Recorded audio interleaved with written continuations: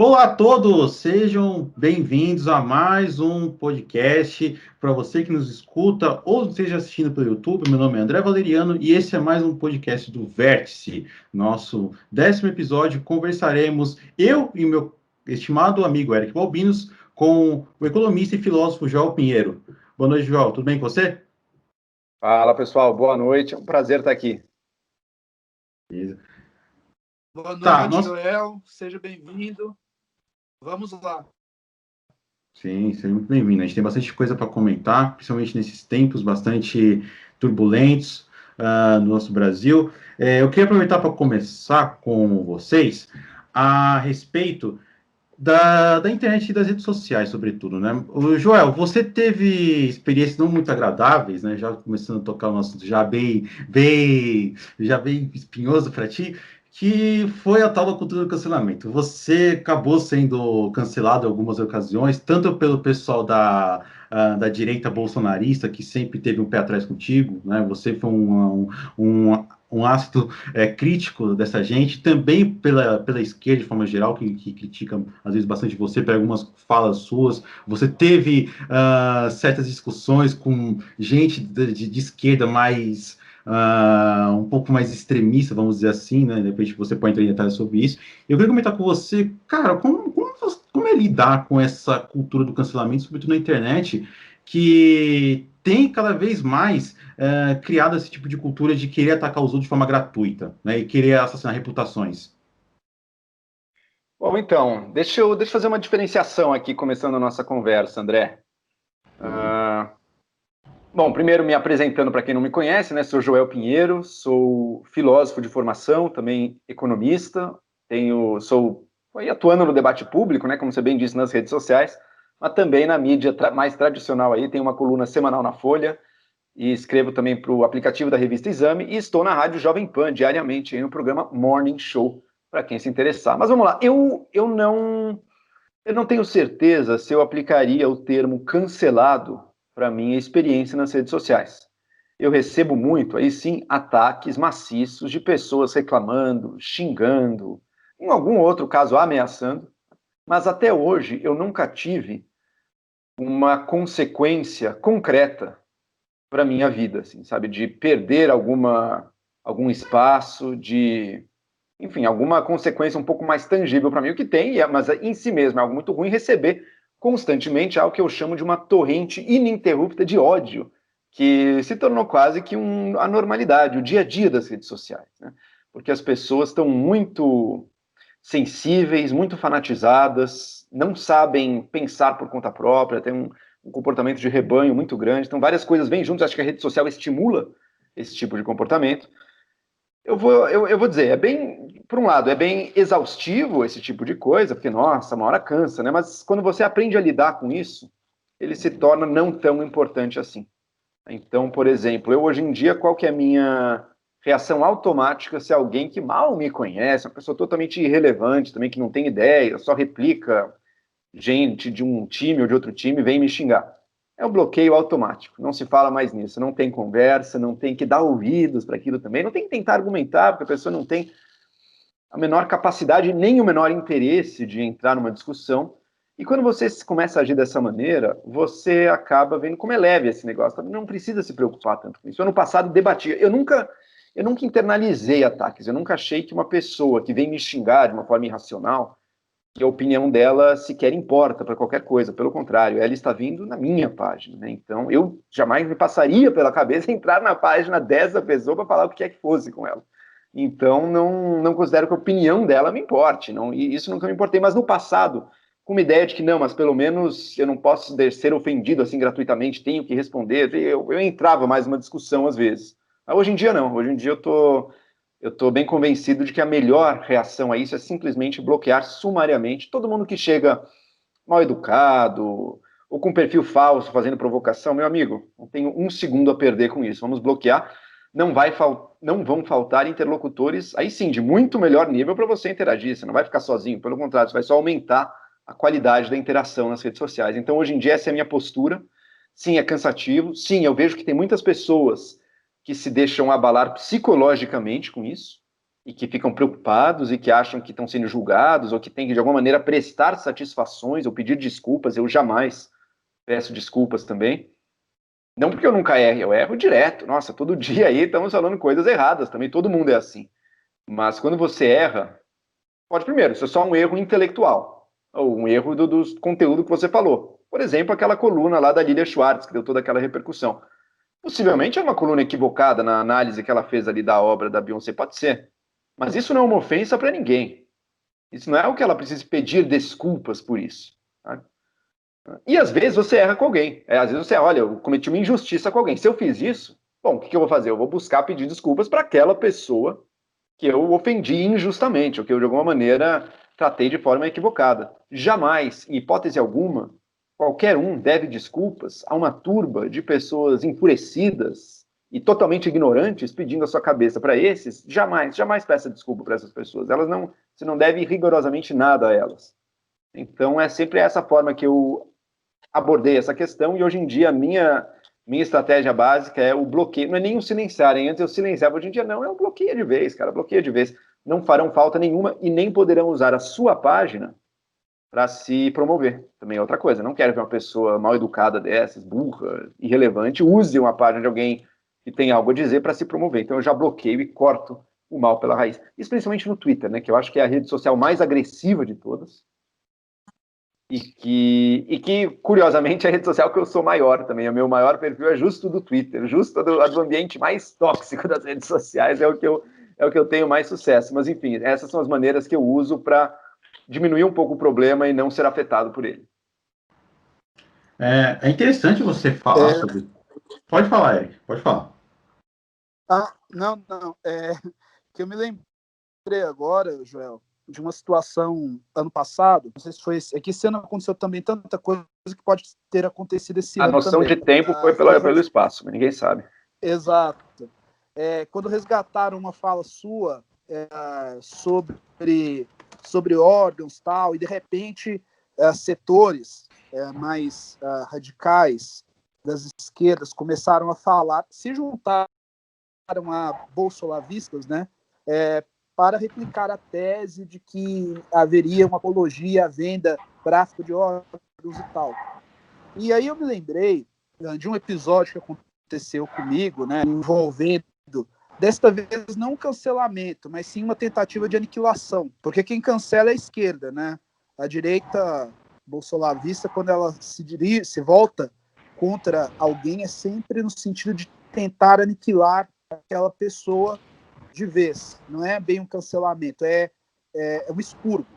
E aí o que acontece é que eu reparo, em um ponto que você colocou também, que tem mesmo essa tentativa de enredar, de envolver a pessoa psicologicamente, né? Para que a partir dali a pessoa não resista mais e, se possível, abandone o debate público por medo, né? Então talvez seja exatamente este o intuito dessas hordas, que é de amedrontar as pessoas e calar, ainda que na base da intimidação, o contraditório, né? Bom, sem dúvida, sem dúvida.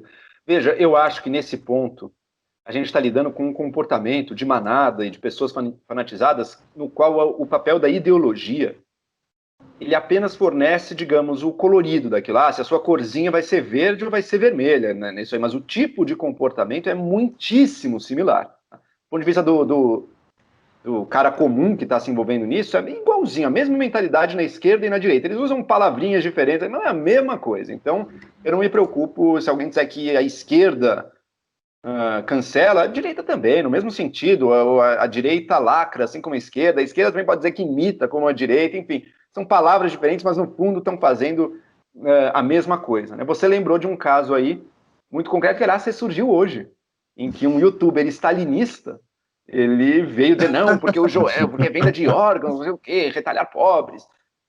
E foi gozado, porque o que motivou a onda de ataques que eu recebi depois foi justamente um tweet meu dizendo os motivos pelos quais eu não defendo a venda de órgãos. Não defendo que as pessoas possam vender livremente seus órgãos. Por quê? Primeiro, eu dou o argumento plausível que eu, no passado, já acreditei que, veja, cada um é senhor do seu corpo, cada um escolhe o que faz, e, além disso, você tem claramente aí uma falta, você tem órgãos, você tem pessoas precisando de órgãos para sobreviver.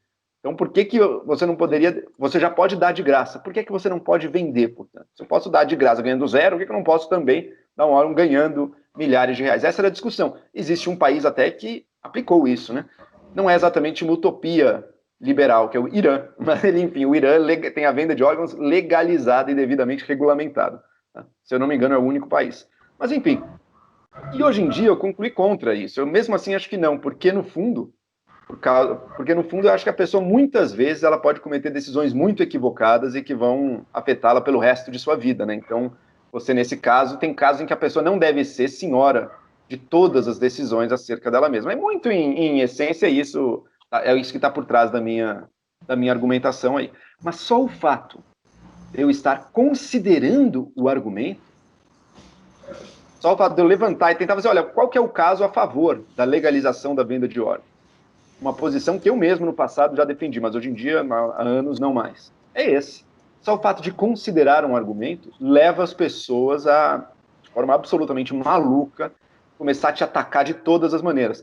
Algo muito similar, isso no caso stalinistas, né? Pessoas que seguem um defensor, que na verdade não é só um, hein? Tem vários hoje em dia, youtubers, influencers, que defendem assim, literalmente defendem o Gulag, não era tão ruim, era que nem uma universidade, era muito melhor que um presídio brasileiro, era como uma universidade, assim, nesse nível de coisa. O terror vermelho, enfim, tudo, defendem todas as matanças, mas que se botam como grandes autoridades morais para fazer ataques e condenar os outros. Mas, enfim, uma horda de seguidores desse tipo de conteúdo se comportando de uma forma muito similar ao Bolsominion padrão, que um tempo antes e depois também, eu critico alguma coisa no governo Bolsonaro, as pessoas se unem numa manada para te acusar. Daí não é de acusar de neoliberal ou privatista, o que é que seja, sim de comunista, de defensor da corrupção, defensor do Stalin, até inventam tudo. A acusação é sempre falsa, sabe? Se uma manada irracional acerta em algum ponto, é sempre por sorte, concorda? Porque nunca chegam a isso de maneira minimamente ponderada ou razoável, é só uma torrente de ódio de pessoas que são inocentes úteis a serviço de projetos de poder ou de projetos econômicos. Então, é um youtuber que está faturando dinheiro em cima dessas pessoas, fanatizando-as. É um político que quer almejar um cargo e precisa também de uma massa fazendo barulho por ele nas redes. É sempre isso, pessoas inescrupulosas, que, em geral, têm algum dom de comunicação e que fanatizam um grupo de seguidores e que com isso consegue algum destaque para si. Esse grupo de seguidores, às vezes de graça, ou às vezes sentindo que estão fazendo uma boa ação, ou seja lá o que for, se comportam justamente das maneiras mais imorais, né? Justamente no momento em que a pessoa acha que ela está defendendo o valor máximo, não, agora aqui eu estou na guerra santa em defesa da minha causa, é justamente neste momento que ela acha que ela está fazendo um bem, combatendo o mal, é nesse momento que a pessoa age das maneiras mais baixas, né? Que a pessoa comete os maiores males, as maiores injustiças. A gente tem muitos exemplos disso na história, né? Desde a antiguidade até hoje. A coloração ideológica muda. Há 1000 anos atrás, era a defesa do cristianismo e da Terra Santa contra os muçulmanos, ou a defesa, ou enfim, 1 milhão de casos, ou a da fé contra os hereges, ou 1 milhão de casos diferentes em que ou a caça às bruxas, o mesmo exato fenômeno surgiu. Aqui tem uma diferença muito relevante. A gente está falando do ambiente virtual. Pode, às vezes, até descambar, quem sabe, para o real. E no futuro, se a coisa continuar, eu não duvido que descambe para o real. Com a ideia de que, não, é ok bater em quem é fascista. E fascista, para mim, é todo mundo que votou no PSDB. Então vamos para a rua dar porrada em fascista. Não é impossível que isso aconteça. Ou os bolsonaristas, vamos matar comunistas na rua, vamos causar. Pode ir para o mundo físico. Hoje em dia é mais um fenômeno do ambiente virtual. O ambiente virtual é irrelevante? Longe disso. O ambiente virtual hoje em dia é muito relevante. Não chega a ser equivalente, é óbvio, à morte física, mas a sua morte social numa rede social, que é hoje em dia o palco por excelência do debate público, também é algo muito relevante, algo que afeta diretamente o bem-estar da pessoa e a vida dela, e às vezes o emprego dela, e às vezes a família dela, e uma série de meios. Então, o linchamento virtual, evidentemente, não é tão grave quanto o linchamento real, físico, mas ele também guarda uma grande seriedade, né? Ele também guarda repercussões muito sérias e que a gente permitir que ele aconteça, ele é a negação dos direitos mais básicos da nossa sociedade. Direito à liberdade de expressão, direito à liberdade de pensamento, direito, enfim, a ser quem você é, sem a hostilização constante de uma massa de alucinados massa de manobra de líderes inescrupulosos. Então é um fenômeno grave, é um fenômeno real que acontece da direita e da esquerda, e pode acontecer de qualquer coloração, pode ser religioso, pode ser político, pode ser, enfim, qualquer tipo de ideologia que mobiliza as pessoas está sujeita a reproduzir esse tipo de comportamento. E hoje em dia, com as redes sociais, elas incentivam, elas encorajam esse tipo de comportamento de rebanho e de radicalização, de fanatização, em última análise, de violência. É um desafio da nossa sociedade, é um desafio dos valores liberais que alicerçam a nossa sociedade, descobrir como é que a gente vai preservar o lado bom das redes sociais, como é que a gente vai conciliar o progresso tecnológico, que jamais vai voltar atrás, como é que a gente vai conciliar isso com esses valores, valores dos direitos individuais, valores da liberdade de expressão, valores de cada um poder escolher acerca de sua própria vida e, ao respeitar os outros, ser respeitado também. Então está claro como é que a gente vai vencer essa onda de ódio e fanatização que já está tendo repercussões políticas reais. Hein? Eu falei que direita e esquerda, o fenômeno espontâneo, direita e esquerda são muito similares. Mas num passo além disso, que não é um fenômeno mais puramente espontâneo, e sim um fenômeno devidamente profissionalizado e direcionado a fins pensados de antemão pelas lideranças, a direita está na frente nisso aí. E ela está colhendo os frutos políticos desse passo à frente que ela deu ao estabelecer milícias digitais. A esquerda não foi tão longe assim. Na esquerda eu vejo um fenômeno muito mais meio que espontâneo de massas de manobra e meio guiadas pelo próprio ódio. A direita está um passinho além, já está com financiadores, produção profissional de conteúdo, direcionamento a certos alvos estratégicos. A direita já deu um passo a mais nisso. E esse passo precisa ser combatido com todo o rigor da lei. O fenômeno espontâneo não dá para você combater com o rigor da lei aqui, porque você vai punir uma pessoa que foi falar uma besteira no perfil do outro, é um negócio até impossível. Sabe? Então a gente ainda não está claro como é que a gente vai combater isso. Você até falou sobre essa questão dos grupos, tanto de direita quanto de esquerda, que a direita ela está melhor nesse campo de atuação. Até a esquerda ela está mais profissionalizada. Ela até tentou, a esquerda, em determinado momento, quando estava no poder, até tentou fazer isso. Você tinha grupos tentando organizar uma certa milícia virtual, só que ela não chegou nos parâmetros que o Bolsonaro chegou hoje. Né? Não e o paradigma dela era o anterior, né? A esquerda tinha aqueles blogs de esquerda, blogs do petismo, isso existia mesmo, financiados, mas a coisa das redes, a dinâmica das redes sociais até tinha alguma militância de ambiente virtual ali, mas nunca chegou a esse grau porque não conseguiu se conectar a uma massa que não faz parte da militância. Né? Hoje em dia, qual que é a sagacidade da direita hoje em dia? Ela percebe que o fenômeno existe enquanto tal. O fenômeno do linchamento virtual não depende da milícia digital ali, mas a milícia digital consegue, de alguma maneira, fornecer munição e direcionar um pouco isso. E aumentar os números, com robôs e outras coisas. Mas ela descobriu que existe um fenômeno fervendo aí que se ela não precisa criar, ela pode direcionar e ajudar. E isso basta. Sim, a esquerda está tentando chegar lá, hein? Vai chegar lá, mas ainda não chegou. Ela você já começa a ter seus influenciadores de esquerda, alguns bem mais moderados, alguns que têm que ser ouvidos, sim, até por um processo de reflexão e do debate público, mas outros também, como você até citou, uns mais radicais, uns até mesmo estalinistas. A gente via, por exemplo, na direita, que em meados de 2010, 2014, tinha aqueles grupos de meio gatos pingados defendendo ditadura militar, que era o grosso do eleitor do Bolsonaro naquela época.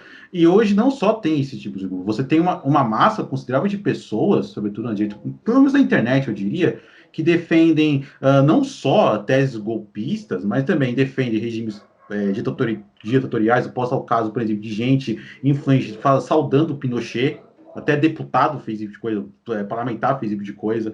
Você tem situações onde você tem grupos mais extremistas que nasceram nessa lógica de redes sociais. Eu posso dar o caso daquele grupo integralista que tirou fogo na sede do Porta dos Fundos também.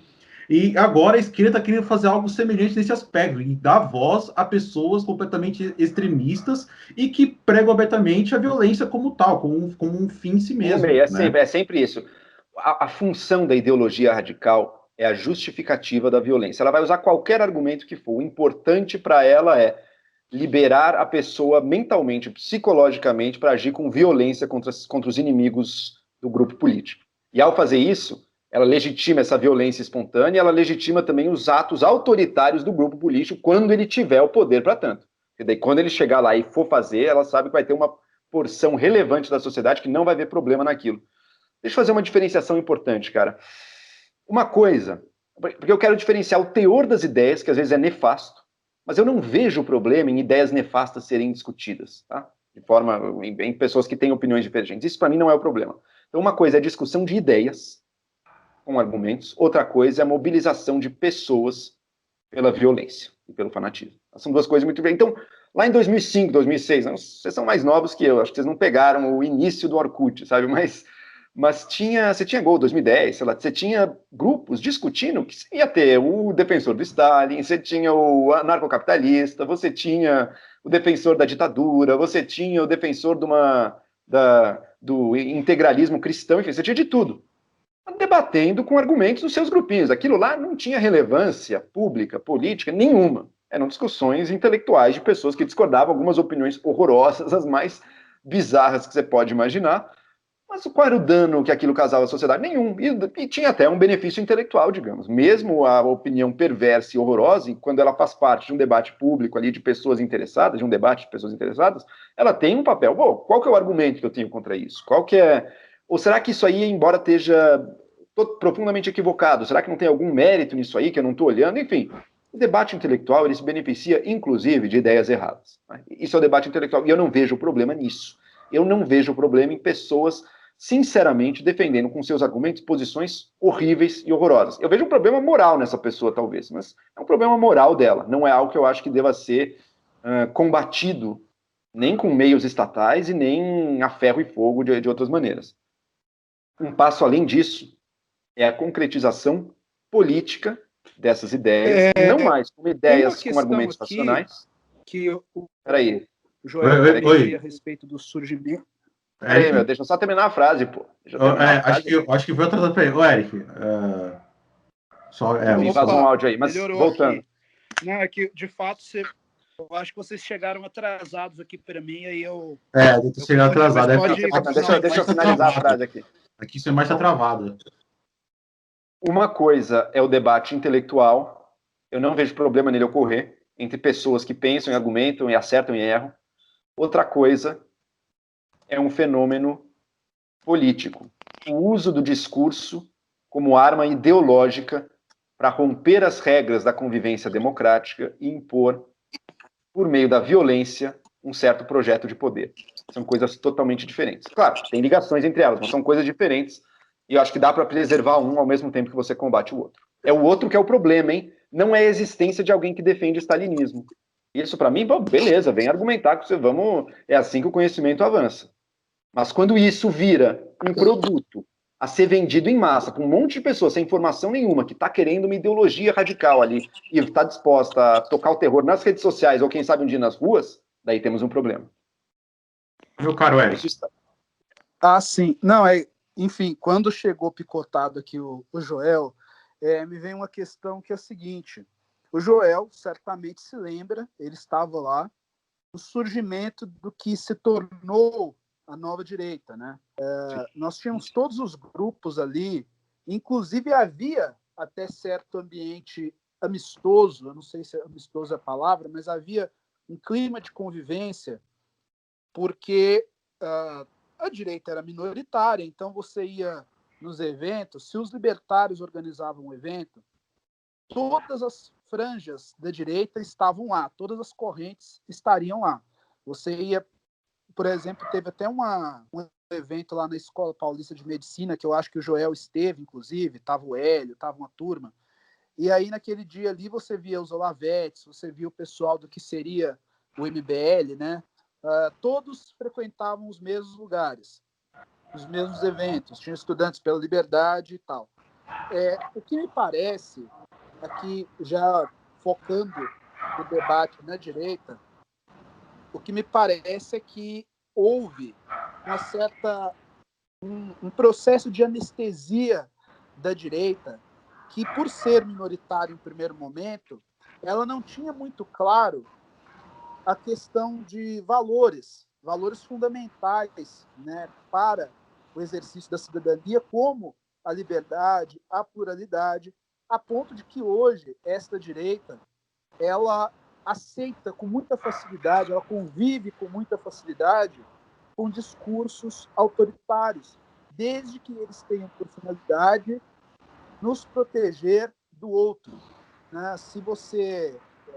E assim você vê tanto uma questão que o Joel debatia com certa frequência a respeito do Estado Democrático de Direito, a respeito de eventuais excessos da Operação Lava Jato, e o que é comum, é o pensamento comum no seio da direita brasileira, é de que se for para encarcerar um adversário político, aquilo se justifica. Você pode passar por cima da lei, você pode passar por cima da lei, suprimir manifestações democráticas caso eu não concorde com aquela bandeira, com aquela prática.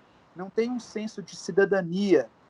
Eu queria que o Joel discorresse um pouco mais a respeito. Eu não sei se é necessariamente pelo nosso processo histórico, né, porque nós viemos da ditadura militar e ainda não nos acostumamos, talvez, com a democracia, ou se isto diz respeito à própria essência da direita brasileira. Eu queria que ele discorresse a esse respeito.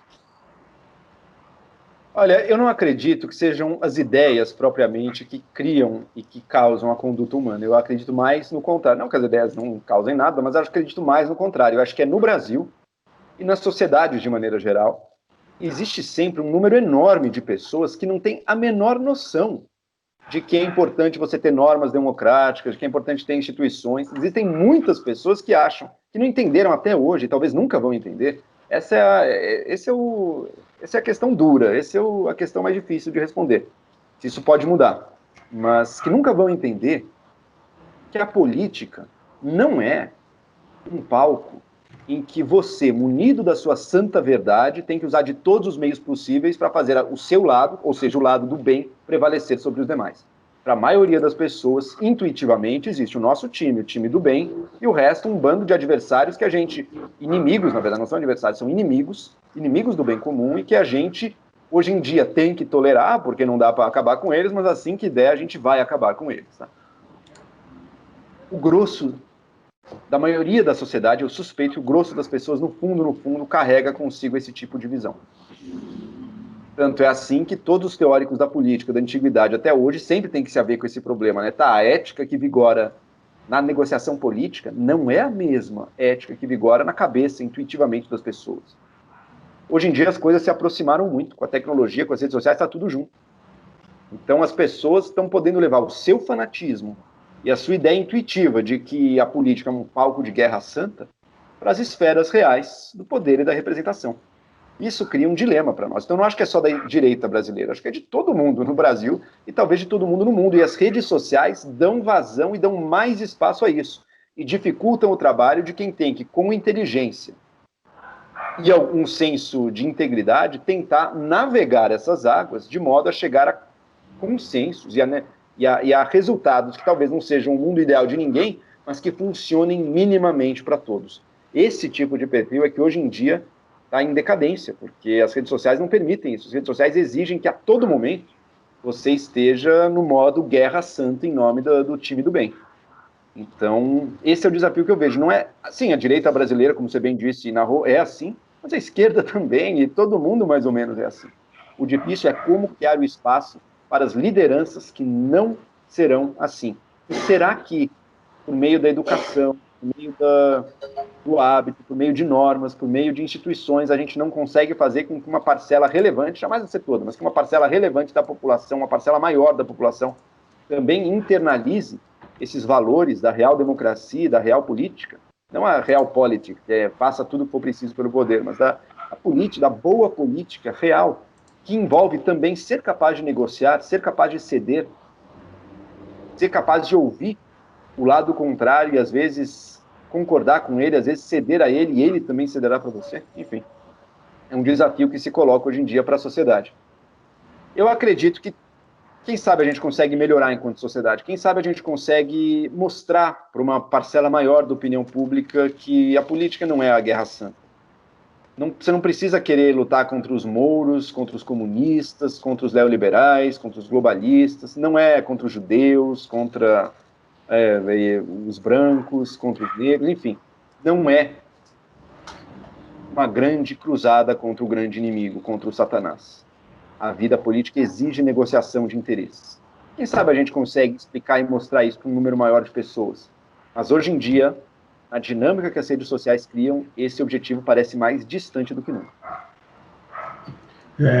Legal você falar sobre isso. Tem uma coisa que eu também gostaria de perguntar para você, que são em relação a esse novo momento que a gente vive, sobretudo as redes sociais, que é a massificação, que é a produção industrial em escala mesmo, das fake news, como instrumento político de assassinato de reputação e até mesmo de venda de ideologia também para outras pessoas, né? Olha, as fake news,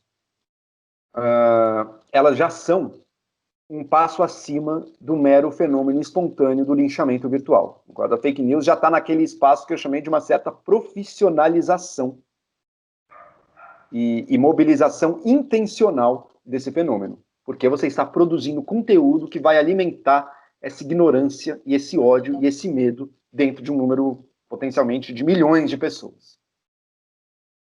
A produção intensa. O que é fake news? Fake news, bom, sim, informação falsa, mas informação falsa criada com o objetivo de demonizar e hostilizar o outro lado do embate político. Ela nunca é ingênua. Uma fake news, quando a gente fala como problema social, ela não é o erro ingênuo. Errei, transmiti uma informação falsa, agora vou me corrigir. Tá? Ela é mais do que isso. Ela é algo pensado como uma arma numa guerra. Intencional e uma arma numa guerra para produzir ódio contra o outro lado. E a fake news concreta, ou seja, aquela que veicula informação falsa. Deixa eu dar alguns exemplos. No Ceará estão enterrando pedras e não cadáveres para fingir que o coronavírus está matando gente. Essa é uma fake news real, concreta, uma mentira.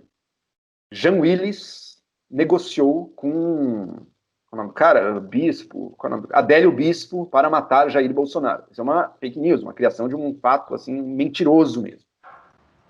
Quais outros que tinham? Enfim, esqueci, mas foram vários que hostilizam diversas Outros pessoas. até feitos por blogs bolsonaristas, por exemplo, atacando aquela jornalista Constância Rezende também, colocando Constância aspas Rezende falsas. também, com umas aspas falsas, exato. Então, esse aí é a mentira deliberada, esse aí está afirmando algo que nunca aconteceu, está mentindo mesmo, mentira grossa. Isso, na minha visão, tem que ser criminalizado. De alguma maneira, a pessoa, quando faz isso, se você puder mostrar que ela está realmente mentindo para caluniar ou difamar alguém, isso tem que ter alguma repercussão para ela. Agora, tem muito do conteúdo que causa um mal tão grande quanto as fake news, que não é propriamente uma mentira grossa dessa, sabe? A invenção de algo, é só uma distorção. É só pegar um conteúdo, por exemplo, chupa um conteúdo da mídia. Sei lá, Rodrigo Maia está negociando com o Bolsonaro. Sei lá, uma notícia X. E repagina isso. O corrupto Rodrigo Maia, em defesa dos interesses da velha política, está ameaçando Jair Bolsonaro, defensor dos interesses do povo. Tem uma mentira aí? Eu diria que até que tem, mas ela está afirmando um fato falso? Não. Ela está dando uma leitura profundamente distorcida de uma certa realidade. E isso é difícil você dizer que... você tem que entrar numa discussão muito abstrusa sobre o que é verdade, o que não é, o que é objetividade, o que não é. E que não tem uma mentira inequívoca aí dentro, sabe? Você tem um discurso muito distorcido. E isso é tão danoso quanto uma fake news, embora não dê. Isso não dá para você levar para o tribunal, ou levar para... isso aqui tem uma mentira concreta caluniando o Rodrigo Maia. Não tem. Tem uma grande distorção ali, né? Mas tem o mesmo efeito. Tem o efeito de polarizar, de levar a pessoa a odiar e a difamar e a querer destruir o outro lado político, sabe? Então, é um problemaço para nós. Mas isso está acontecendo a rodo. Tem equipes profissionais financiadas, seja por verba de gabinete, seja por empresários, sendo financiada para produzir fake news e também uma série de outros conteúdos difamatórios e polarizantes aí. Não está claro como é que a gente vai lidar com isso. Eu considero que as redes sociais, elas têm que tomar alguma responsabilidade, elas têm que perceber o problema, elas têm que perceber que isso está acontecendo. E tem que tomar algum tipo de atitude, no mínimo, de indicar para o usuário que ele está recebendo algo de um site que está trabalhando aí na engrenagem do ódio das redes. Não está claro ainda qual que é a solução, porque não dá só para tirado de circulação também, porque depois vai chegar uma outra rede, vai ter outras coisas, vai, o WhatsApp, como é que você vai fazer isso em algo tão pulverizado como é um WhatsApp? Enfim, a solução ainda não está clara, mas que isso tem consequências muito ruins para a democracia, óbvio que tem, e não só na política, hein? Veja como é a difusão de fake news e conteúdo distorcido em grupos anti-ciência, por exemplo. Grupos contra a vacina, grupos do terraplanismo. Eles têm repercussões políticas? Até tem, mas o foco principal dele não é na batalha política direta, é em outra esfera. E mesmo assim tem um resultado e efeitos muito danosos à sociedade. Em todas as áreas. É na religião, é na fanatização religiosa, em tudo. Em todos os âmbitos da vida humana, em que a informação e a opinião importa, esse fenômeno está presente. E essa profissionalização do fenômeno está se tornando cada vez mais comum. Como é que um jornal, ou como é que um laboratório, como é que uma universidade compete com isso? Pô, para esses órgãos profissionais e sérios gerarem uma informação, vai investimento, vai um trabalho, vai uma checagem, vai uma apuração. Só nesse tempo, o outro que só inventa, só chupa, parasita e muda e distorce, já fez 10. A checagem de informações é importante? Os checadores de fake news é importante? Eu acho que sim, eu acho que fazem um trabalho importante. Mas em si mesmos são incapazes de barrar esse fenômeno. Pela própria natureza do trabalho deles. Exige muito mais custo para produzir o trabalho deles, profissionalismo, horas de trabalho, dinheiro. E, por outro lado, o resultado final deles é um conteúdo que não joga diretamente para as paixões e para os preconceitos de um lado da briga política. Então, naturalmente, não vai ter aquele solo fértil para se multiplicar. Porque o outro lado da fake news é esse. A fake news, ela encontra um solo fértil, ela encontra um grupo de pessoas mais do que dispostas, até desejosas, de que aquele conteúdo seja verdadeiro.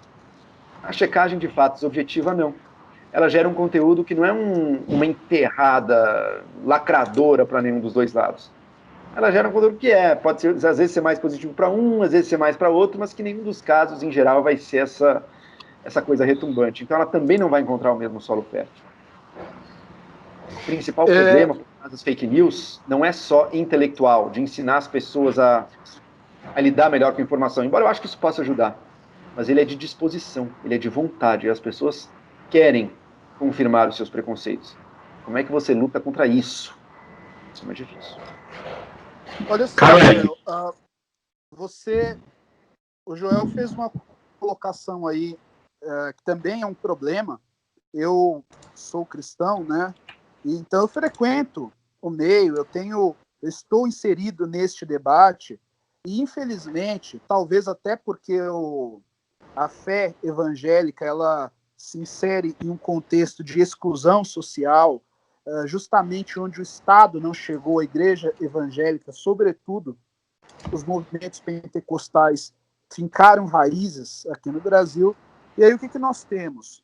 O Joel certamente já experimentou isso, já pôde ver também que é um discurso, já pôde observar, né? Melhor dizer, é um discurso movido por fake news muitas vezes absurdas, mas que nós temos uma gama de razões.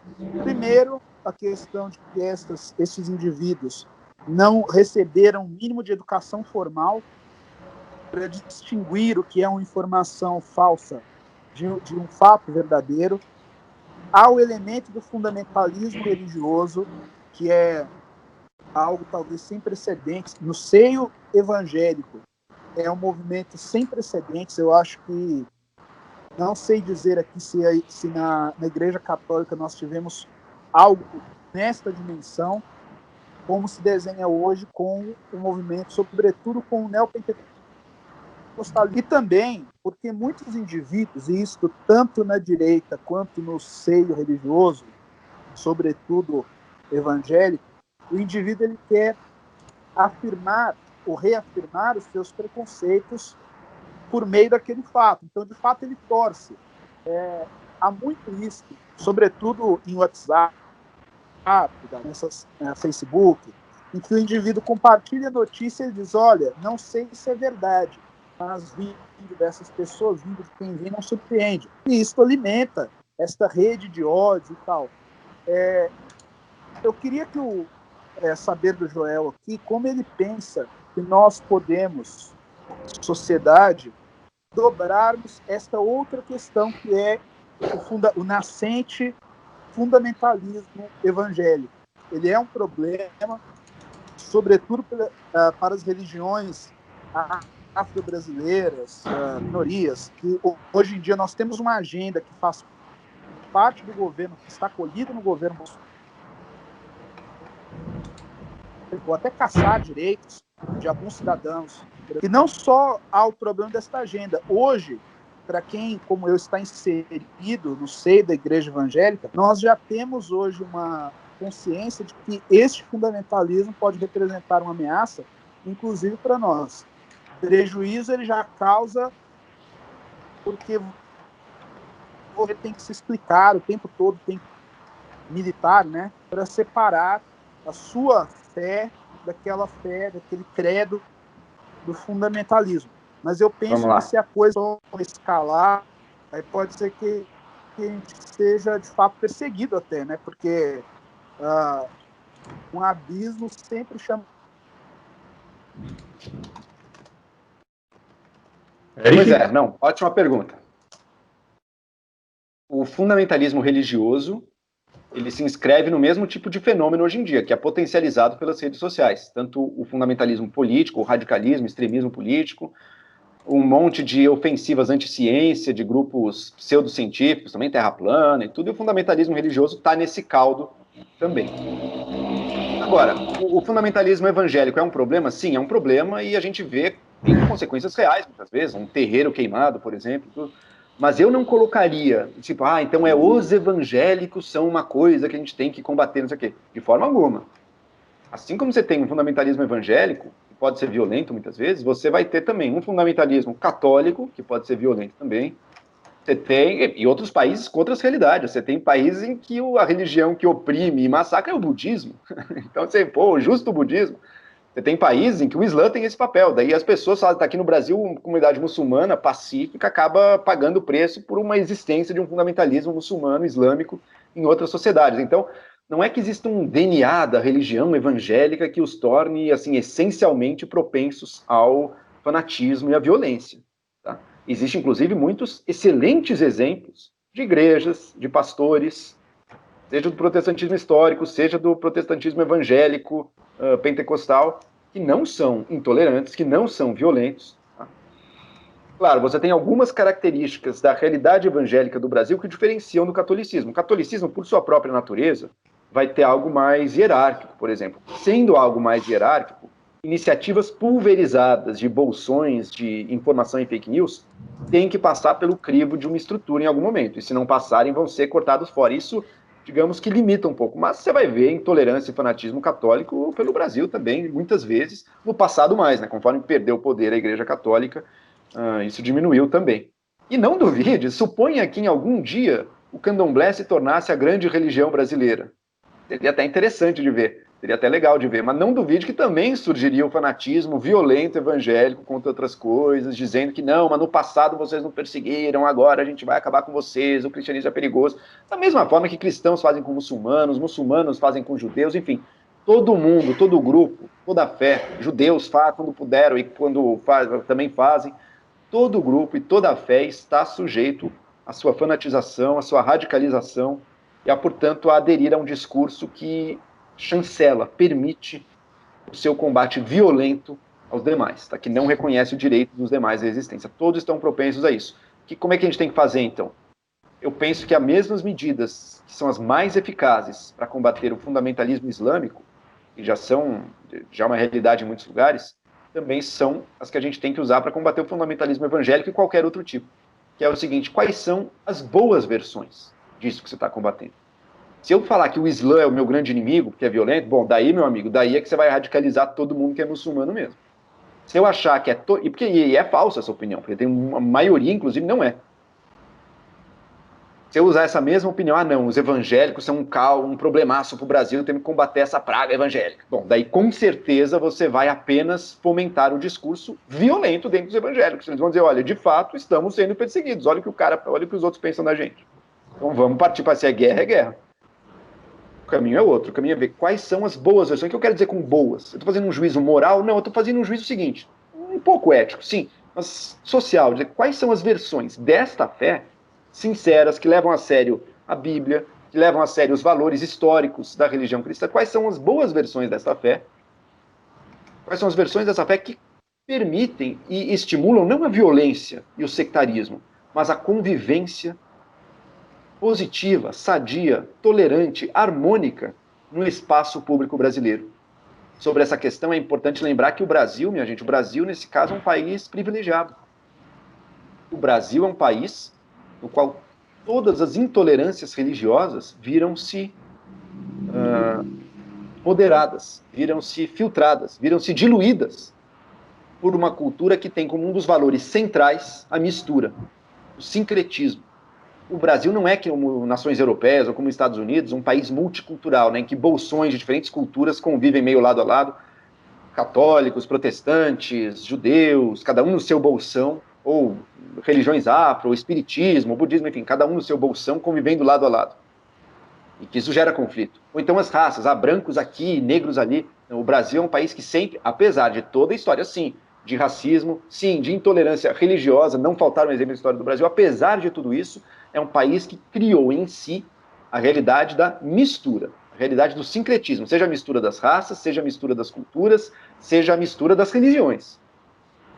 Não estou dizendo que todo mundo precisa misturar, mas olha que dado curioso, no Brasil tem muito cristão que frequenta terreiro, ou católico que também é espírita, ou, enfim, ou judeu que usa a fitinha do Bonfim.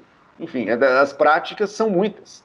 E a realidade da mistura se impôs no Brasil e se tornou, de certa maneira, um certo valor nosso. Isso não nega a realidade da intolerância, do preconceito e da opressão.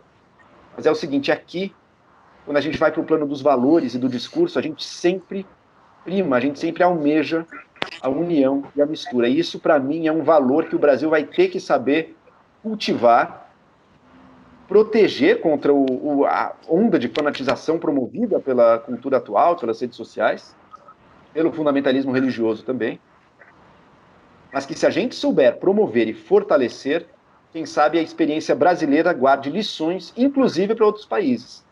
Que se a gente tem problemas de convivência, outros países, religiosa, por exemplo, outros países têm muito mais do que nós. O Brasil é um país em que a comunidade muçulmana e a comunidade judaica fazem manifestos comuns em nome da tolerância e da democracia.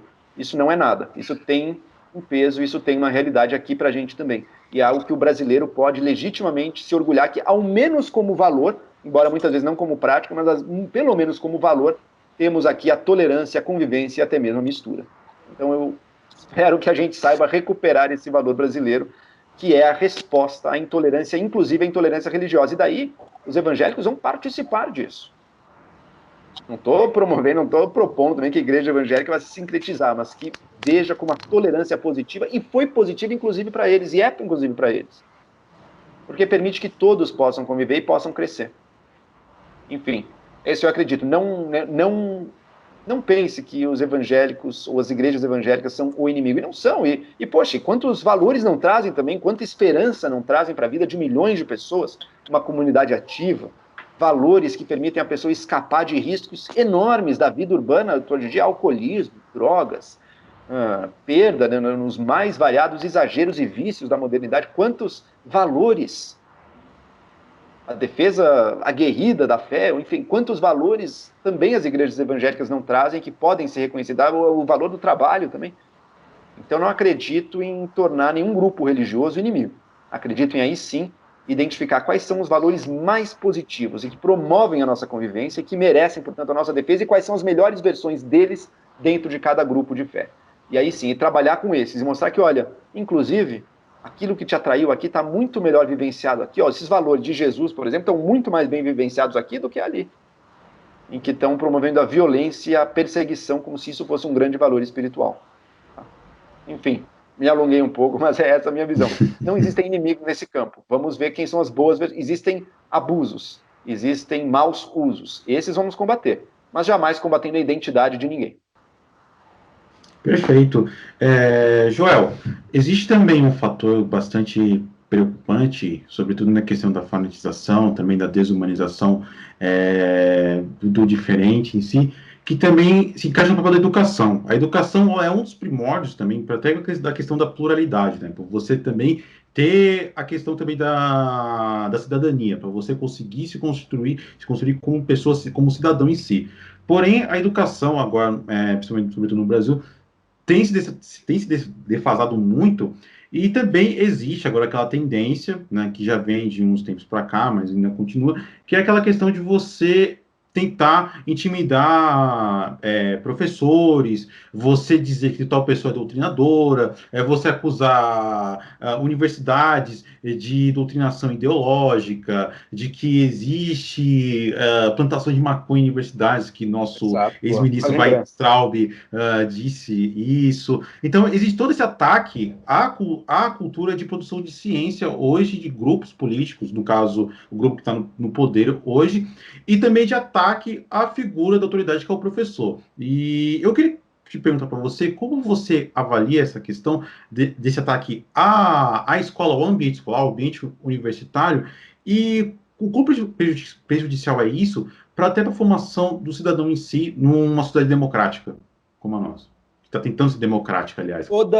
Todo movimento fanatizante, polarizante, em defesa de um grupo político, precisará enfrentar e tratar como se fosse um inimigo todas as instituições engajadas na produção de um conhecimento, de uma informação minimamente independente. Ele não pode tolerar a independência, porque independência na geração de uma informação significa potencialmente um risco para o projeto de poder. Se a universidade faz pesquisa científica, bom, então como é que eu vou justificar todas as minhas medidas que eu quero sem um cientista falando contra elas? Não, ele precisa ser um inimigo. Mesma coisa com a imprensa. Isso se insere num projeto, portanto, bolsonarista. Estava mais forte até uns meses atrás, hoje em dia o Bolsonaro cedeu um pouco essa parte mais agressiva e populista do projeto dele, embora outros traços perigosos permaneçam, mas se insere num projeto bolsonarista de arrasar, derrubar, destruir toda e qualquer instituição ou indivíduo que constitua um obstáculo para o projeto dele. É isso, por isso que o ministro da Educação mentia numa entrevista dizendo que há plantações extensivas de maconha dentro de uma universidade. E, infelizmente, a gente sabe que tem pessoas ignorantes e preconceituosas, ou bastante preconceituosas no sentido de que querem confirmar seus pré-julgamentos, que acreditam nesse tipo de coisa. E daí vai, o professor estão doutrinando as crianças, nossas crianças, nas universidades, o professor comunista. Eu estudei na faculdade de filosofia de uma das maiores universidades do país, que é a USP. O departamento não é comunista e não existe doutrinação comunista ali nas aulas. Sim, o DCE dos estudantes assim, tem muita aparelhagem de partido de esquerda, sim, mas isso não é os professores. Isso não é a aula. Isso é coisa muito diferente. Cria-se um bicho-papão do que é a universidade.